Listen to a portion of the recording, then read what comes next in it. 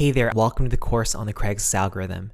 So the reason why I created this course is because I've seen countless times where people have a service to offer, like they're a freelancer or they have a small company or business and they want to advertise on Craigslist, but all these professional Craigslist posters come in and they push you out. They push your business out or they push the freelancers out, and they sort of just overwhelm Craigslist with their clients, and it doesn't give you a chance to really be part of the Craigslist marketplace. So what I wanted to do here was give you the same tools and the same know-how that professionals, Craigslist posters and advertisers know, so that you can kind of play on the same level playing field. So when you're advertising on Craigslist, there are sort of two parts of it that you really need to get down.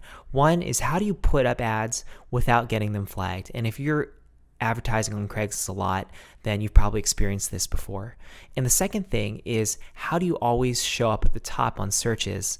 How do you really optimize or do search engine optimization on Craigslist? How do those algorithms work? And that's even a whole new topic and whole basket of things that you need to do to make that work.